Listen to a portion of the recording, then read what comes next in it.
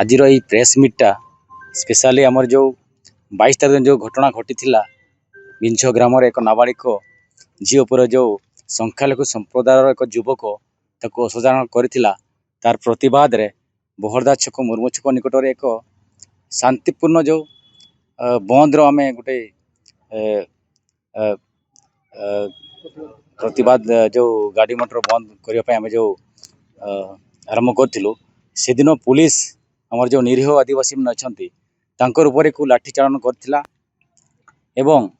सन्ध्या 5टा पाखापाखि जितेबाला आम घर को फेरुले आमर जिते सब आसते सोनापसी ग्राम और विंझ ग्रामवासी मैंने समस्त को जो ट्रैक्टर फेरुले से पुलिस जबरदस्त टाणी नहीं पुओ पुलिस पिला माने झील पुलिस पिला को माड़ मारी मारी तांको गाड़ी उठे नेले एवं से बहरदा छाड़ी रायरंगपुर छाड़ी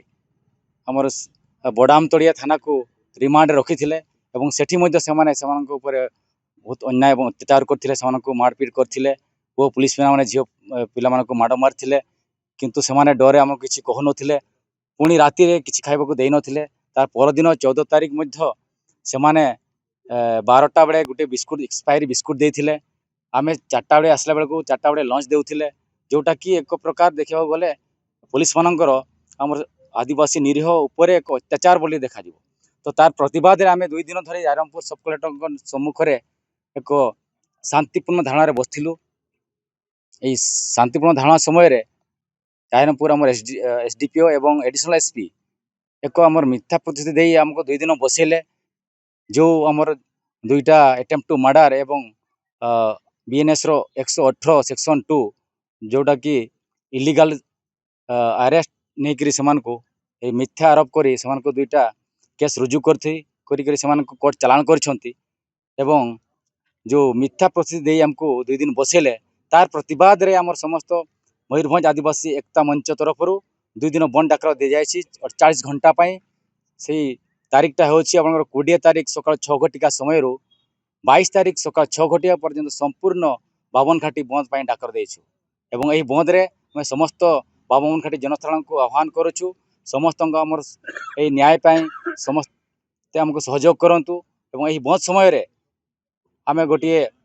आह्वान देछु समस्त सरकारी संस्था बेसरकारी संस्था समस्त स्कूल कॉलेज गाड़ी मोटर संपूर्ण एवं समस्त व्यवसायी प्रतिष्ठान बंद रही बोली आम प्रस्तुति नहीं देखु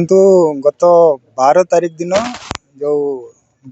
तिरिंग थाना अंतर्गत सोनापसी ग्रामर गोटे आदिवासी नाबालिका उपरे गोटे संख्यालघु संप्रदायर जनेक युवक द्वारा जो असादाचरण होता तार न्याय दाबी रे निरीह आदिवासी माने 13 तारीख दिन पाखापाखि घटनार 24 घंटा पर बहरदा मुर्मू छक ठारे शांतिपूर्ण भाव से धारणा देते से समय पुलिस लोकों को न्याय देवा परिवर्ते पीड़िता को न्याय देवा परिवर्ते से निरीह लोकों ऊपर गोटे बर्बर चरित भाव में आक्रमण करथिला एवं परवर्ती समय रे सही घटना को लेकिन 34 जन 27 जन महिला एवं 7 जन पुरुषों को गिरफ्त करी कोर्ट चालान करागला तेणु यार प्रतिवाद स्वरूप आमे मयूरभंज आदिवासी एकता मंच तरफ गोटे 48 घंटिया बंद डाकर आसंता 20 तारीख सकाल 6 रु 22 तारीख सकाल 6 पर्यंत दि जाइए समस्त को अनुरोध करा जाउछि ए बंद को सफल करंतु तत् सहित आम दलर निर्देश क्रमे विजु जनता दल यही बंद पालन को संपूर्ण भाव समर्थन करुछि एवं आमर ए 52 घाटी सब डिविजन रे बंद पालन को आम दल संपूर्ण मात्रा रे समर्थन करियो। धन्यवाद।